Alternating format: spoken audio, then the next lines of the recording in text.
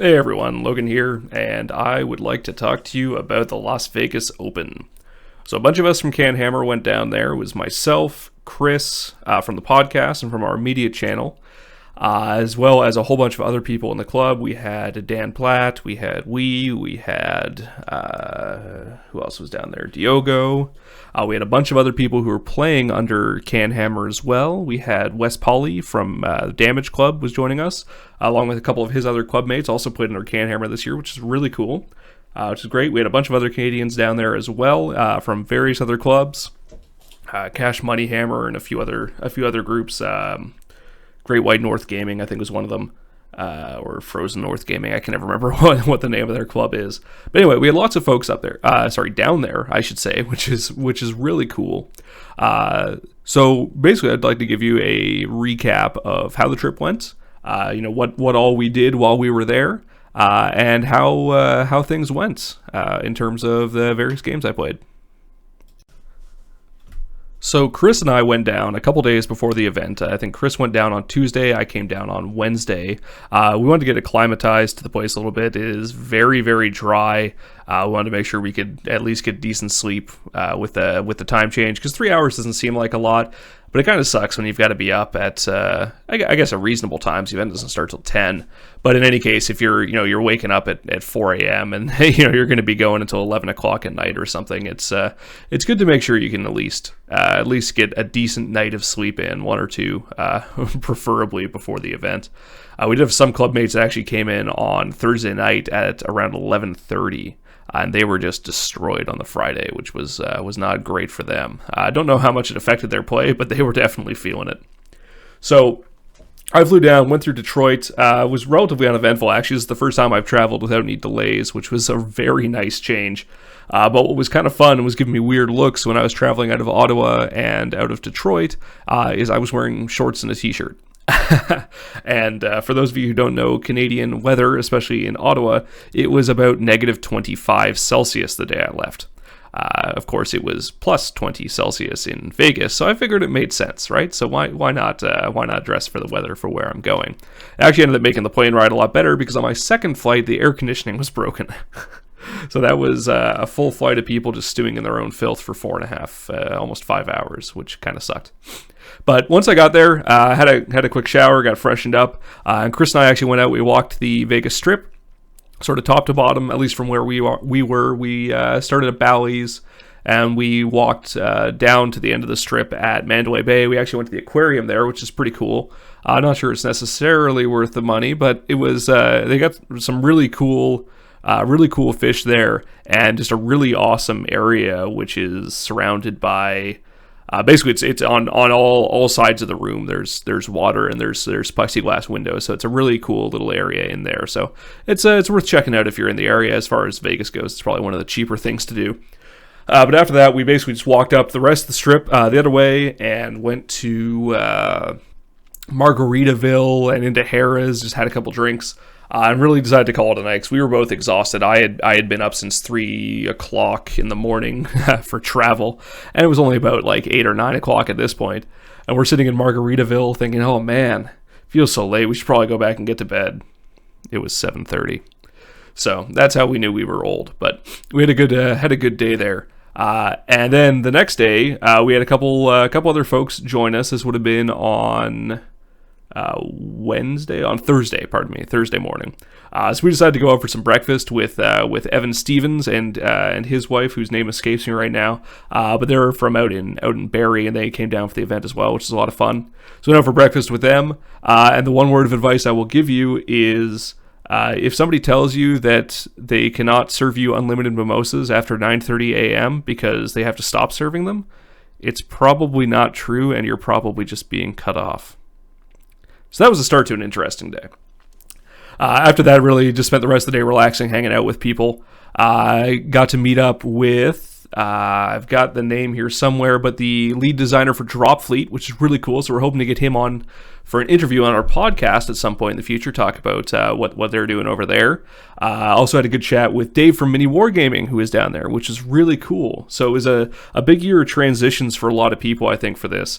This is, I think, the first big tournament that our first tournament possibly ever, that Mini Wargaming's been to in an official capacity, which was awesome. So I had a good chat with them. And also, of course, Warhammer TV was there, which is great. They were running the Age of Sigmar event. They ran, I think, some of the 40k narrative stuff. They were doing streaming throughout the entire event, so it was really awesome to get them down there. And everyone was walking up to them, letting them know how happy they were with the way things were going. So it was really cool. Okay, so let's talk about the games. So the event started out on Friday, which I think was February 3rd. Let's go with the 3rd. So round one, I cannot remember my opponent's name for the life of me, but I do remember him, and I remember our game, and it was not too bad. I was playing against his... So I took my Tau down, the 5 Riptide Storm Surge, 2 units of Sisters of Silence, and a couple Crisis Suits and Marker Whites. So round one, I was playing against his Taudar, so he had a Riptide Wing, a couple units of Jet Bikes, a Warlock, and then an Astra Militarum detachment with a platoon squad and 3 Wyverns, which was pretty cool, and a Munitorum Armored Container Cache. So the game did not start out too well for my opponent. He had top of turn and went to cast the Fearless spell from his Warlock onto a unit of Jet Bikes, and promptly perils, failed his leadership test, and his Warlock and Warlord was dead turn 1. So that wasn't too good. One thing I will say is the tables at LVO are very good. The level of quality they had this year was sort of a mix of old and new, but functionally it was all very excellent. Some tables were perhaps a little sparse, but that's almost impossible to not have happen when you have what do we have, 424 players or something, so 200 plus tables. It's impossible to not have a couple that are going to be a little sparse there. That said, the tables for that I played on were all quite good except for one, which we'll talk about later on.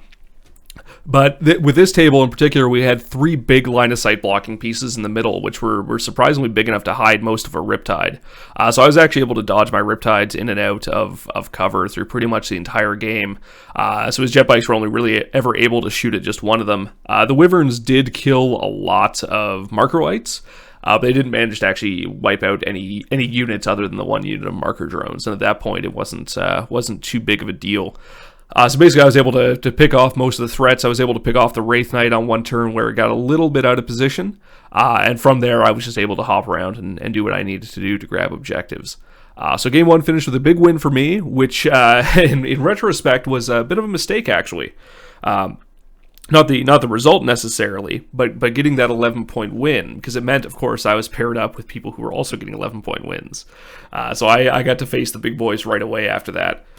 So sort of a word to the wise, if you're playing an event like this, if you have the opportunity to maybe go 1 point below max for your first round, it's probably actually a really good idea to do so, because you're going to have an easier round 2. Now, if your objective, of course, is to play against the best people and learn from the best people, then absolutely go for that max point win. And I actually ended up learning a lot as a result of this. So my round 2, I played against a guy named Trent Northington, who's one of the top demon players in ITC. And he really showed me how effective unit blocking can be. And we did a video about this a couple days ago on the channel. Chris and Darren did, talking about how to move block super heavies. And this guy really used that to full effect with just some summoned demonettes. He was able to keep my Storm Surge out of the game effectively. I was still able to shoot, but I was never able to charge anything with it for the entire game, which was catastrophic, because if that had gotten in combat for 1 turn, the game result would have been actually very different. Now, this game uncovered one thing that a lot of people make a mistake with, which is they forget that the Calexis or the Sisters of Silence or what have you can actually run and still shut things down for the rest of the shooting phase, right? So you get that 6 inches of movement, or whatever for difficult terrain, and then you get your D6 run move as well, and your bubble is 12 inches from that. So really, on average, you've got something like a 21-inch threat bubble, not just 18. So Trent had positioned his Plague Drone Star, which is all buffed up, was sitting on it's like a 2+, because he had the Pyromancy spell for the 4+ cover save. So they were sitting on a 2+ cover save. They had Endurance on them. The Harold had iron arm, something crazy. Anyway, it was basically unkillable, and I rolled the 2 that I needed, or I think it was a 2 that I needed on my sisters to get them into range to shut them down. And of course, from there, went nuts and hail fired. But Trent rolled really hot on his saves, which is really good for him. And that unit ended up going down from, I think it was 8 plague drones and a herald to 1 plague drone with 2 wounds and a herald. Which unfortunately did not do the amount of damage I needed it to do, because he was able to jump around, and that unit actually got in and killed my sisters the following turn, which was, I guess, a misplay on my part to an extent. But I saw the opening and I had to take it there. Past that, he was running the Omniscient Oracles formation, which is the Lord of Change and Kairos. And that thing is great. The rerolling 1s to cast, rerolling 1s on saves, which he already gets, but rerolling 1s to hit and wound as well. It's just unbelievably good with the Lord of Change, because you give him the lesser gift, you're sitting on Strength 8 with that thing, right? Strength 8, Toughness 6, 4 wounds. And he had the robe on it as well, so it's the 3+ rerolling 1s. Which is just crazy. So I ended up trying to kill that thing, which I think realistically where it was positioned was my only hope. And by odds, I probably should have done a little more damage than I did. So I basically hail fired with all my Riptides. I got the Lord of Change down to 1 wound. He passed all 3 of his leadership tests he had to take from the robe, and then proceeded to kill all of my Riptides with the Lord of Change over the course of 3 turns, which was not good for me. So Trent took that game 11-0. Which maybe I got 1 point. I think I didn't get anything though. But anyway, it was a great game. Trent was a great opponent. We had a lot of fun with the game, and I learned a hell of a lot. So props to him for that. Going into my round 3, I played against another Canadian, and I think his name was Steve. I'm sorry if that's not your name. I want to say it is Steve or Steven. A guy from Edmonton. He was running CanHammer with the Cohort Cybernetica formation and an Imperial Knight. So this game, when we set up, basically he got top of turn, and he looked at me and said, "If you roll average, I will lose this game." And I said, "Yes, you're completely correct. You should not be able to win this." So he deep strikes everything from CanHammer. I interceptor one of my Storm Surge into an Assault Squad, because he had a split between Melta and Grav, so I really only cared about the Grav unit. So I split my interceptor between my Storm Surge goes into his Assault Squad, fires everything, does 0 wounds. Like, okay. I mean, I can overwatch this. It's okay. It's not the end of the world. So I interceptor all my Riptides into his unit of Grav Devastators. 5 Riptides. I do 0 wounds. Not fun. So he shoots at me, takes out a Riptide with his Grav, which is, about what should happen. Then he charges me with his Assault Squad, and I have the opportunity to overwatch with my unit of 3 Riptides into the Assault Squad to try to save my commander. I killed 1 Marine with 2 Marker White support that hit from Overwatch. Yeah. So that game went downhill fast. And then my second turn in that game, of course I couldn't fire with anything, so I intercepted everything. I put my Storm Surge in some cover, because I get the objective for the mysterious objective for +1 cover. And he's pretty well covered. The terrain's mostly pretty large, so he's got a 3+ cover save. The next turn, the Cohort Cybernetica and the Grav Devastators shoot at my Storm Surge, do a total of 10 wounds. I fail 8 of those 10 saves, and then fail 8 out of 8 Feel No Pains, and lose my Storm Surge on turn 2. So basically, my entire game from that point onwards was a unit of 3 Riptides, 1 single Riptide against his entire army, which had taken about 3 wounds at that point. So that game went to an 11-1 win for Steve. Moving on to day 2, my first game, I cannot remember my opponent's name for the life of me. Nice dude from Manhattan, I want to say, from Brooklyn. I remember that much. I was playing CanHammer with the Strike Force Ultima formation. So basically all his reserves come in turn 1, which is pretty fun. So it was really similar to the previous game, actually. Basically, it all came down to how well I can intercept her. In this game, my dice decided to actually be average, or I should say the saves decided to be average. So Interceptor worked. I got my 1 hit I needed from the Storm Surge, which erased an entire Devastator squad. My Riptides managed to take out one of the Multi-Meltas from the other squad. It managed to take out both the Assault Marine squads. And really the game was mine from there. We were playing Hammer and Anvil, and I castled up into corners because I knew he would have to come in with some sort of threat with the CanHammer, or it's just going to get picked apart and I'll outrange it because it's on foot. So he comes in. I'm able to kill pretty much everything by the bottom of turn one between interceptor and charges and Overwatch. So it was a quick game at least. So we went for an early lunch, but we both sort of knew how it was going to end based on the first round of the first unit that intercepted, and we just plowed through it and grabbed a beer and called it a game there. So turn two, I walked away with an 11-0 win there. And then going into round 5, you'll see some pictures of this guy's army. I apologize again if I mispronounce the name. It was Nikhil and his Tau. And this army was amazing. I can't get over how cool it looked. So this was, I believe he got second place overall on presentation, which I think it was second place anyway, second or third place, which was incredible. I mean, this army was just beautiful. It was a very similar list to mine, but he had Navarra in there as well. But he had done up all the bases. So first off, the paint jobs were fantastic, but the basing was what just blew me away, and the posing of all the models. Everything was a diorama of these Tau battle suits fighting Tyranids. So his Storm Surge is sitting on top of a Moloch, firing D missiles into it with a foot down on it as he's stomping on it. The Riptides are all crouching behind different types of terrain or like shooting stuff that's on their base. It was just unbelievably cool. So this game, to talk about the actual details of the game, really highlighted the fact that I never played Tau vs. Tau. So I think this was my second game ever playing this, and I learned a lot from my first game, which was, of course, against Dan Platt at CanHammer Team Tournament last year. So I was able to use a lot of the lessons from that, and it got me off to a really, really good start with this. So he had first turn, and basically I had first turn, I should say. And instead of being greedy and deploying right up on the line, I decided to sit back. I wanted to force him to come to me. So basically, I stayed out of range so I could move up and shoot, but he would never be able to hail fire me. Which means that if he ever wanted to put himself in a position to do that, I would actually be able to shoot him first and remove that opportunity from him and hopefully do some really serious damage. So I was able to sort of kite him around on the board for a turn or two, and then his reserves came in, both his Warlord and the Avara.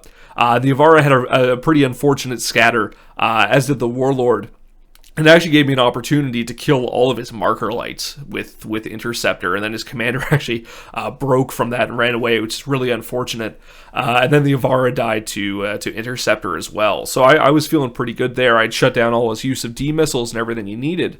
But from there, he actually ended up gaining the upper foot. He did something I really didn't expect, which was he took advantage of the fact I was dodging in and out of line of sight, crunched the numbers better than I did, and actually hail-fired with Ripple Fire SMS on all of his Riptides, and killed 2 of my Riptides just from SMS, which was nuts. I wasn't expecting that from the way to fire, but it's not too far off average.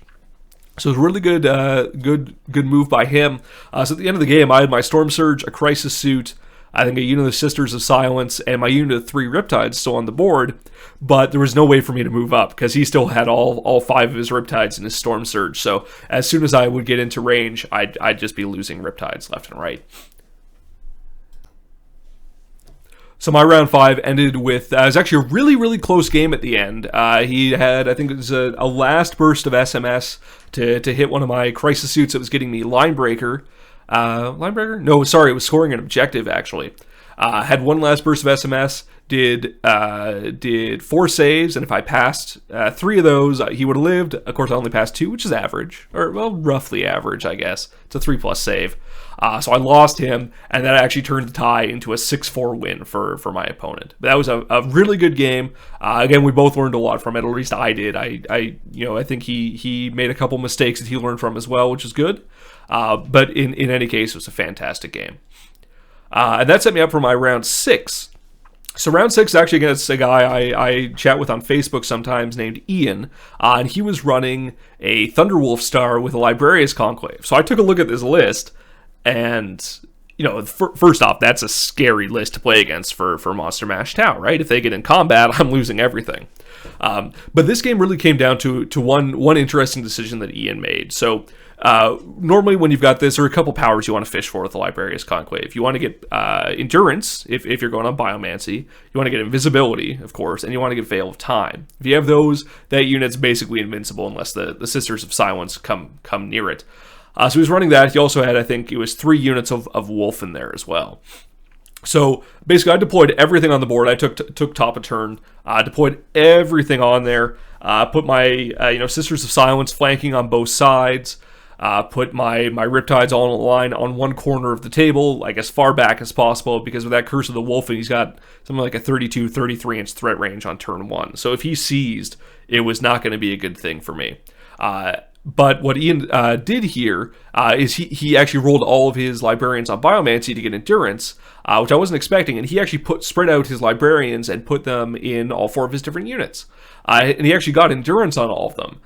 So what that meant basically is if he made it to hit bottom of 1, all of the units in his army now have Eternal Warrior and 4+ Feel No Pain, which is terrifying. But where I think he made a fatal mistake with this, what wasn't so much the optimization of powers, but he knew that, with me having first turn, he deployed his whole big unit of Thunderwolf Cav and his Wolf Lord right in front of my army, which, if it lived through the turn, would have won him the game, most likely, to be perfectly honest. But then the math doesn't quite line up on it, but if he had counter-deployed me, we could have actually had a really tight game. Depending on how he was able to deal with his sisters. But with all that stuff up in my face, turn 1, really, if I was able to take out that unit, I would be able to clean up the game from there. And just because of the deployment, that is what ended up happening. So I got a big win on that game as well.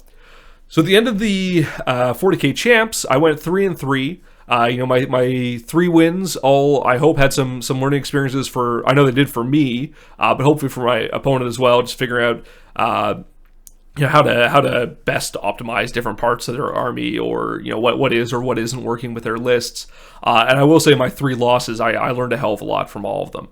I learned a tremendous amount playing against Trent. He really opened my eyes to the different ways that demons can deal with all this kind of stuff, because really we only have 1 or 2 demon players around here.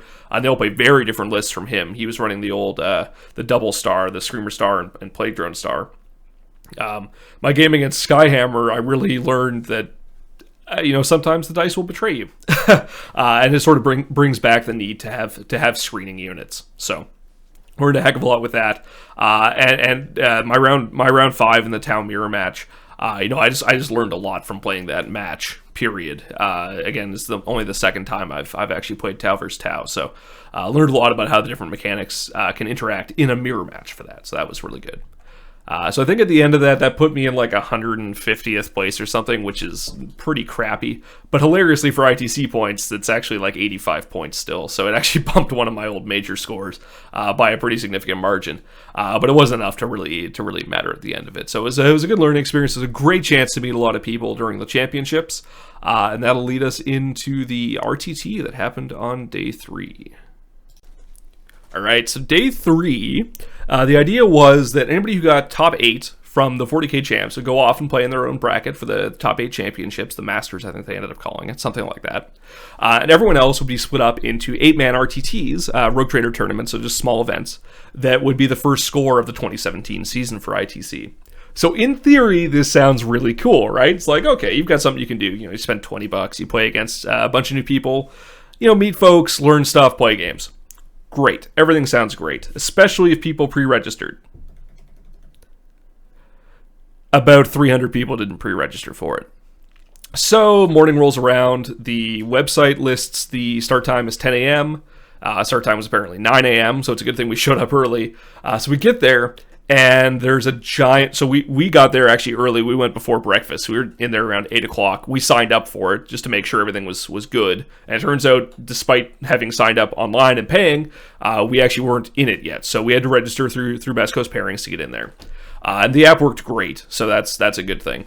But because of that, there were like 300 person line when we came back from breakfast. So the first round ended up starting at like 9:45. So the first round was only an hour and a half, which was a little tough. That said, my game was done by then. But just to sort of talk about the organization of this, I think there's a lot of lessons learned for this for the guys who are running it. Basically, one, you need to force pre-reg for this, and two, the 8-man bracket thing really does not work if you don't have any judges for it.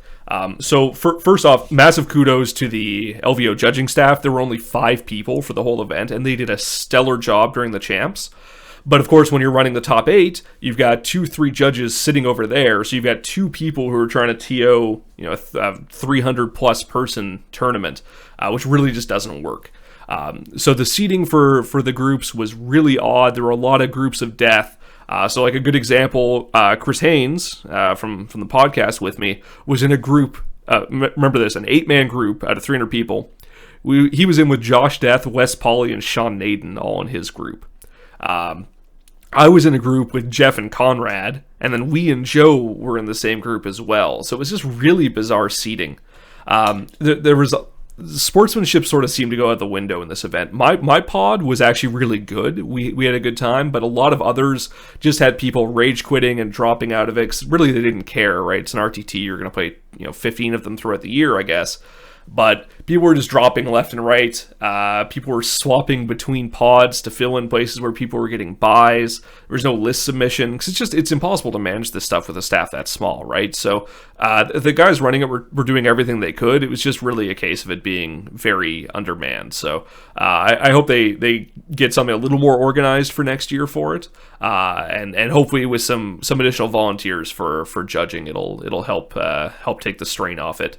But it was also a really good case of showcasing how Best Coast Pairings works as well, because it actually managed to stay up through most of this. They had some hiccups, but again, it's the first time they've done an event anywhere near this size, so I think they had some good data from that as well.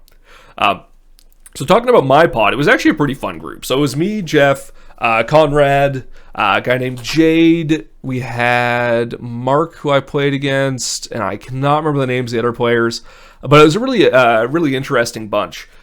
So there was one guy who ended up dropping, who was sick, running a battle company. Another guy running a battle company in our group. Actually, one of our other Canadian guys, Derek, was in a group with 6 battle companies out of 8 players, which was hilarious. Yeah, so we had a good group there. So my round 1, I played against a guy named Jade Scott, and he has an absolutely beautiful Blood Angels army. There's a lot of pictures of it you'll see in the slideshow here. It's all converted up from AdMech and Stormcast models. So he was running as the Golden Host, and then he also had a Space Marine detachment with, I think, 2 units of Scouts, Tigurius, a Librarian, and 2 units of 2 Thunderfire cannons.